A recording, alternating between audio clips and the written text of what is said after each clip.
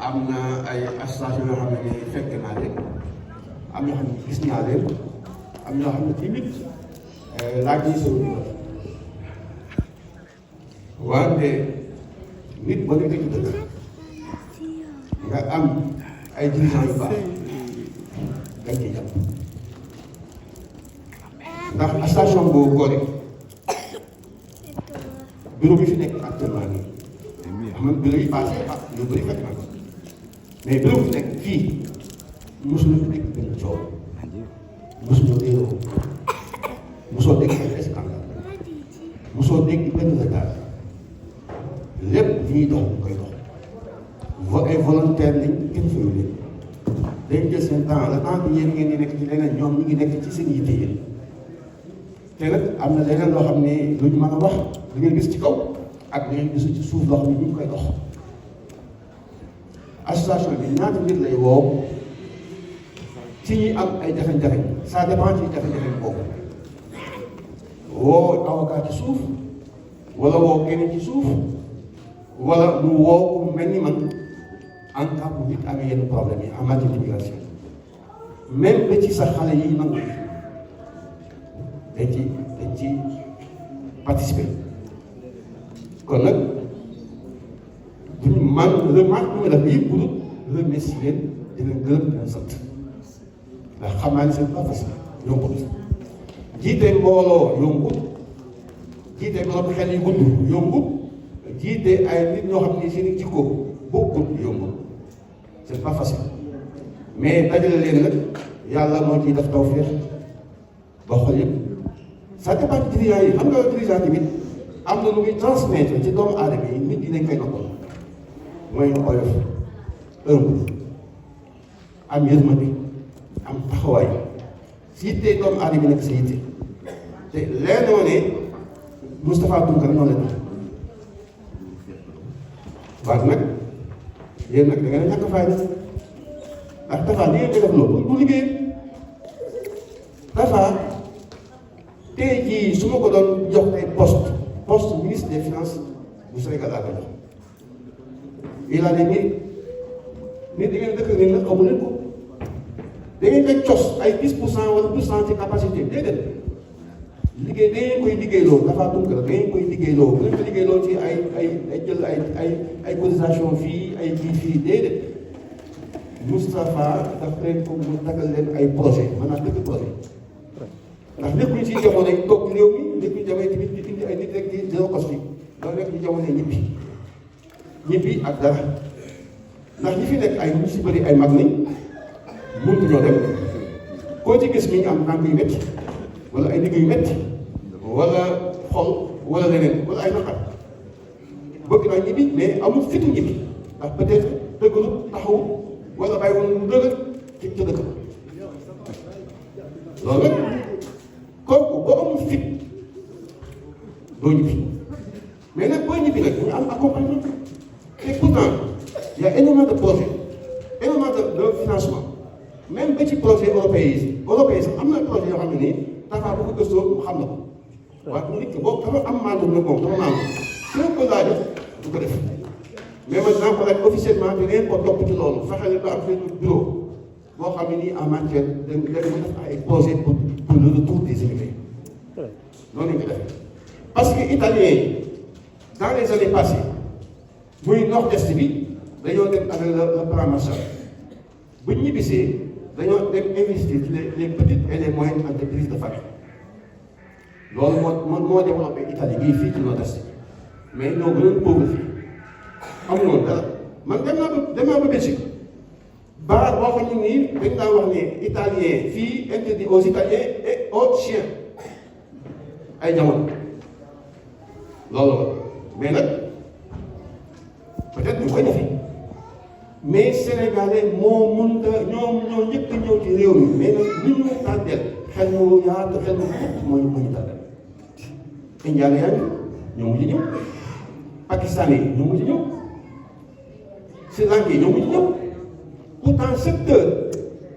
développement yëpp ñoo ñoo ko def ñu bëgg a def suñu bopp rek ci ay opéra yi ak ñënd ak njaay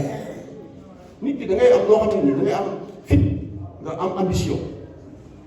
nga xam ni nii lu ci mën a génne minute wéy minute rey minute poids minute chimie minute say nga jaay sa yaram yi ba xam ni jël ko dara ñu naan la ba nga mel ni lëmoom ñu delloo la say bopp bu nga demee Sénégal doo ko jëriñ dara nit ki da ngay am data bu am fond bu amee fond nga def investissement loolu moo gën mais bu la yem ci kese mais damay liggéey rek bu ko defee seen bopp si opéré xam naa ne dafa peut-être laa ñu bokk ko def mais man xam naa ne ma mën na ko ndax économiste bu ngeen bëggee ñibbi da ngeen di am fit ngeen booloo def seen i projet wut seen i financement ngeen ñibbi investir seen dëkk ba mais ce n'est plus le temps de rester ici pour se casser la tête nit ki bu ne immigration ñi ñu xamoon parce que boo gisee les Italiens qui se trouvent à ñu nekk à l'extérieur dañu am appui seen i gouvernement mais loolu dama ko ubbee noonu rek pour ñaax leen nga xam ne tamit c'est un grand moment de changement parce que nekkuñu fii di dajale ay nit fii di toog fii di dee ay nit fii déedéet mais da ngeen war a ñibbi dem Sénégal ngeen porte ngeen participer ci développement Sénégal y a énormément de secteurs yoo xam ne ngeen fa participer waaye nag fit mooy tax ngeen ñibbi. Deuxièmement dëkk boo dëkk am fa njaboot fa nga dëkk il faut respecter les lois topp les lois yi xam nga Vigna a detto una cosa molto importante. Io questo Vigna da anni perché tanti bambini affidati e la negligenza dei genitori non hanno seguito dei percorsi, hanno queste problematiche. Chi ti ha chiamato sull'educazione, sull'iscrizione dei bambini, dopo li deve rispondere presente. La fa solo. Manière dañ la naan dundee Sénégal yow ak sa njaboot wala say doom ñu ko daan kii dem jox ko sa bàjjan mu nekk ci mbedd mi di daw taxawal amul fii dafa am ay règles say doom ci charte yi nekk ci réew mi noonu moo koy appliqué dañ koy topp sa doom bu jotee dem asilo ñu bëgg asilo bu demee moment war a dem kii élémentaire yóbbu élémentaire encadré ko jàppale ko papa mi nekkoon opérateur peut-être moo mën a dem ba nekk avocat woo ma nekk ingénieur loolu nga dimbali sa njaboot investissement la wante loo yore rek dem takk ci ñaareel ak takk ci ñetteel ak yàq ko ñu gën a suuf yi nga ñëw ko yoo xam ne dañ leen fàq si yow c'est ça le problème ah immigré ba mu ñaareel moo immigré ba mu ñaareel maa ngi jënd ci ñaareel yi ngeen nekkee immigré ba mu ñaareel boo ko ñetteel ay ñeenteel yow fii bi nekk opéré Ndiaye mbaa mi Ndiaye day soxla kenn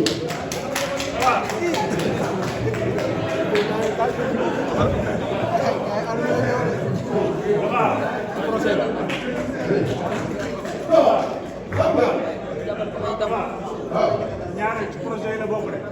waaw mais immigré xam nga immigré. waaw day fekk nga def nga def mooy terme wala coup terme mais boo defee noonu terme yow mën na la sa adduna fi yëpp fii Italie moo dul baax su fekkee da nga def 2 ans 5 ans résultat la ñibbi bu nga mën a am ñaareel mais su fekkee yow fii nga sax sa bopp nekk fii pendant 20 ans wala 20 ans bu ñu ko amee ñaareel bàyyi ko Sénégal nga def 20 ans chaque année yaa ngi am 1 mois et demi. 1 mois et demi kii congé 1 mois et demi 1 mois et demi boobu boo ko calculé ci 10 ans yi ñaata weer ngay nekk sa soxna 10 mois.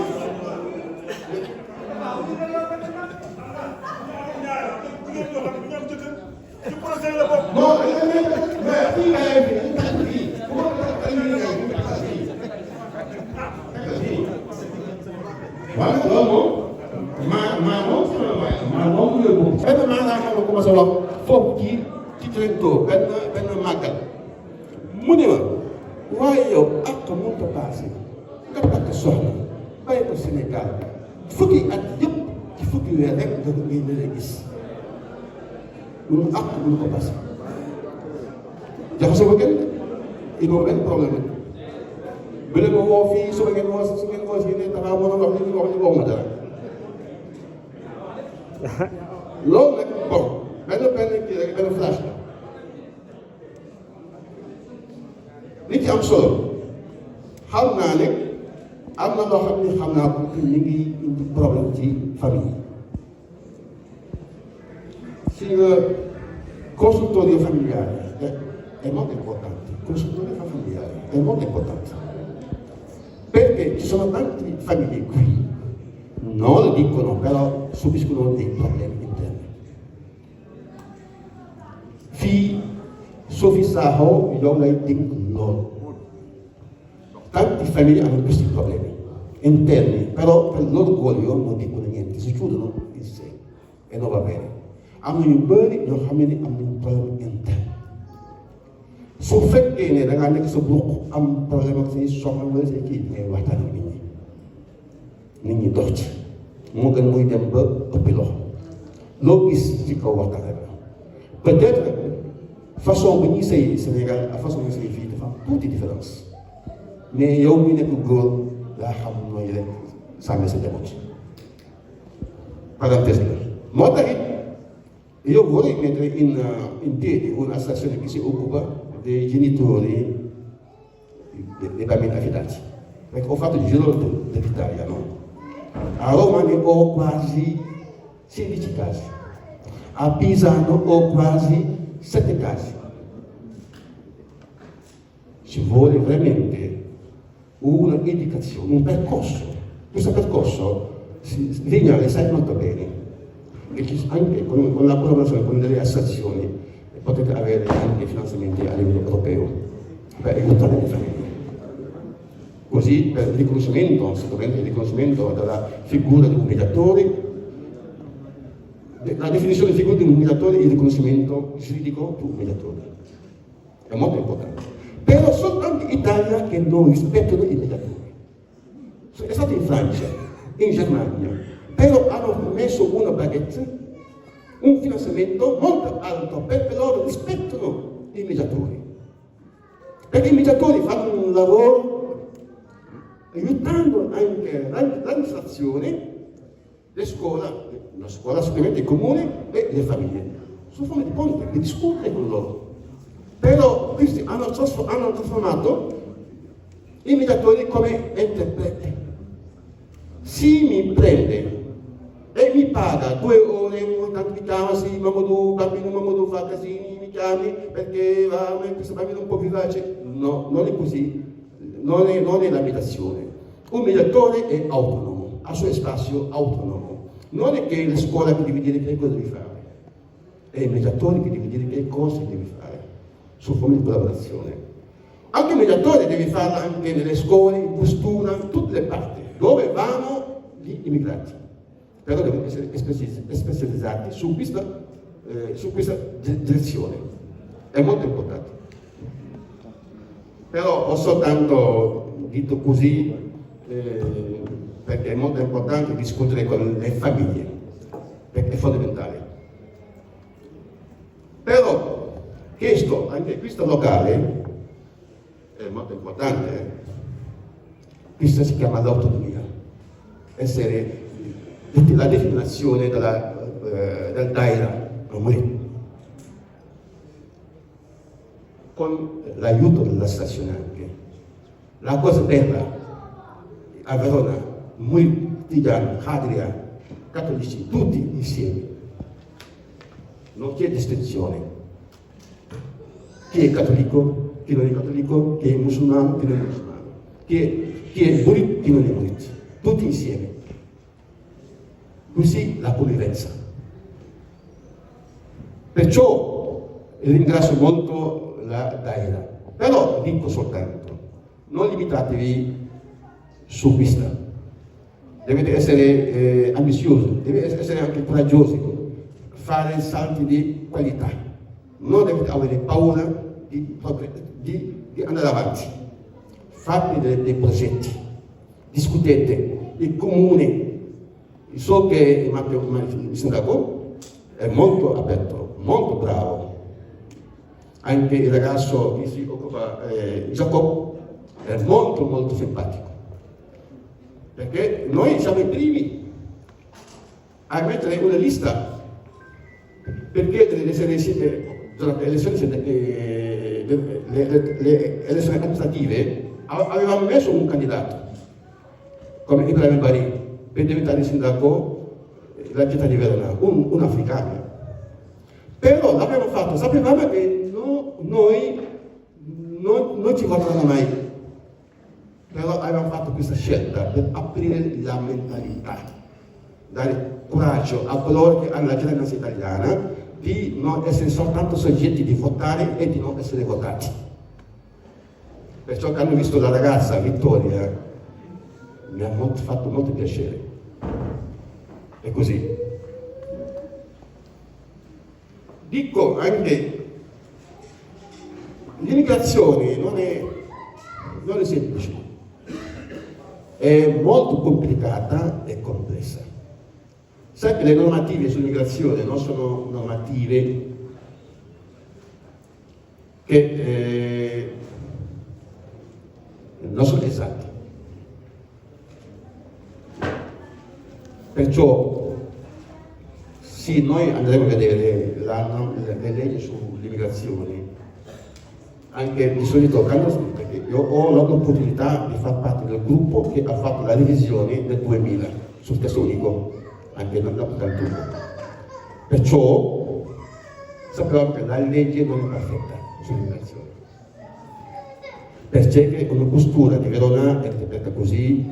l'altra di Roma un'altra cosa, e quella di Brescia un'altra cosa. Però il Ministero ha dato una circolare alle varie posture, dirigenti ufficio immigrazione, per dire che voi avete anche il potere decisionale. Certe volte hanno la normativa, perché certe volte voi dirigenti potete pensare di procedere così, perché la legge è vaga, non è perfetta. Perciò, lo dico anche al mio nipote Saba Isa, il sindacato deve essere ancora più aggressivo, perché l'immigrazione non è soltanto i servizi,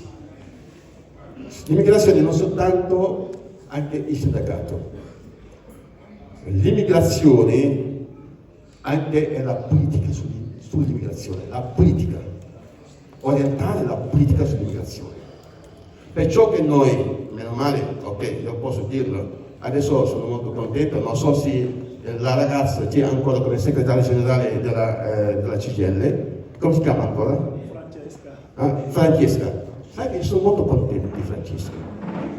L'attuale segretaria generale della CGL è venuta da me per chiedere lavoro, quando ero alla CGL. Io le ho chiesto di venire e di restare. Oggi è diventata segretaria generale della CGL. È una soddisfazione. Però io avevo la scelta. Per quel momento io non lasciavo nessuna associazione. Io cercavo tutte le associazioni che hanno dei problemi per aiutarli, economicamente,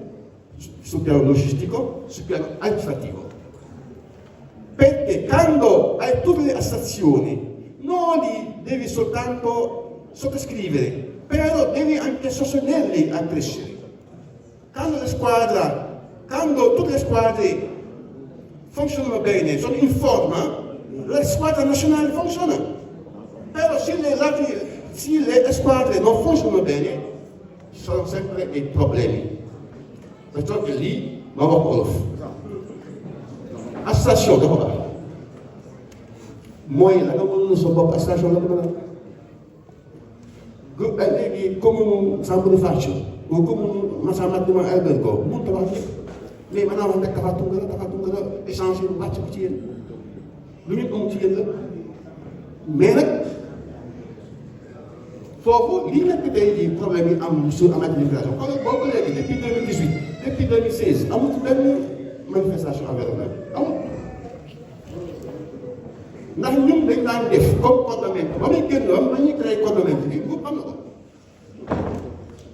ñun dañoo amoon benn technique mais la politique sur l'immigration la pressione politica sull'immigrazione per poter ottenere tante cose. Dicono così: il riconoscimento è molto importante, la rappresentanza, il riconoscimento e il potere decisionale. Su fekkee ne yow amoo mbooloo amoo dara loo mën a gis su fekkee ne mais boo amee mbooloo li tax mu nekk mbooloo soo amee mbooloo loo bëgg a am mën ko am moo tax mbooloo ngeen renforcer seen mbooloo bu ngeen amee tey téeméer su ko déwén fexe leen ma am 1000 lu ngeen bëgg a am ngeen am ko ndax mbooloo moom mooy tax aussi boo amee représentance ñu da ngay reconnaître ne ah kii de am mbooloo la station bu Gorée de mbooloo la mais nag boo nekkee mbooloo bari ba ñu reconnaître ne yow mii reconnaître ni la léegi nag da ngay bokk ci fa ñuy décider da nga fay bokk mais nag su fekkee ni da nga falfale nii te lii kat duñ ci dara moo tax it man heureusement xam naa maa ngi jëm mag du yàgg naa bàyyi immigration du yàgg tuuti wante li ma gën a metti amul ci benn Sénégalais bu ci bénéfice wu amul Sénégalais bu ci bénéfice wu loo tax bénéfice wu ci tey jii boo gisee exporté li ubbi yëpp nii ay Sri Lanka la Pakistan ay Indiana mais gisoo benn Sénégalais parce que Sénégalais non à la patience non voler apprendre lépp da ko yàkkamti maa ngay xalaat su ma takkee sama jabar ji sama kër gi amul temps bu jàng amul temps mais man ba may nekk mën naa ko wax tey jii mën naa ko wax ba may nekk sax parce que toujours dama gëm benn affaire on ne peut pas faire l'immigration sans les immigrés non si può fare l'immigrazione senza immigrati era il mio slogan e il mio credo è la mia convinzione. Perciò che quando siamo usciti fuori, quel momento io avevo un salario, quando sono lasciato la CGIL, avevo un salario di 2.500 presso una cooperativa su come chi sindacale, come se ancora, come dici presso un'entità, quando si occupa del caso sindacale, non mi ricordo più. Però quando il Parlamento mi ha detto, attenzione Wagner, devi venire a aiutarci a dirigere questo movimento, ho fatto due scelte. La custodia verrà mai detto, Wagner hai l'accreditamento per fare tutte le pratiche. Però quando il Parlamento è venuto mi ha detto anche noi abbiamo l'accreditamento. Il giorno quando siamo stati in costura, mi sembra una bulla saggia, la CUS mi ha chiesto di fare la scelta su due cose. Il tuo accreditamento o quello del condomento migranti. Ho scelto la massa, lasciando i privilegi. Perché in quel momento io avevo creduto di formare più immigrati a essere anche dirigenti sul settore, non essere serviti, però essere servitori. Perciò che quando oggi ho visto Samba e Isa, è un grande piacere, è un grande piacere. Perciò che non si può limitare la persona, non si può dire questo, non si può fare, potete fare tutto ciò che voi volete. Io ho saputo questa ente, questa sala, mi sembra, i lavoratori sono tutti senegalesi che hanno fatto questi lavori, no?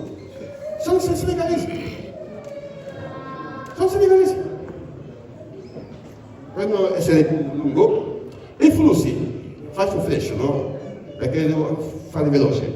Flussi. Vogliono essere un po' tutti i flussi. Dem di fare 500 euro, 1000 euro, 1500 euro, 2000 e non serve di pagare tanti soldi. Non serve. Flussi di vogliono doxloo ay alloju fii ngay daw di wëri alloju non serve. xam nga lu wax bu ñëwee da nga interpréter bu ko jël bu ko jël ko doxee ndax ay nit ñoo ko xaar jox la ko noonu mais c'est interprétation mais yow loi baa ngi fii mais interpréter ko ak am na ñëw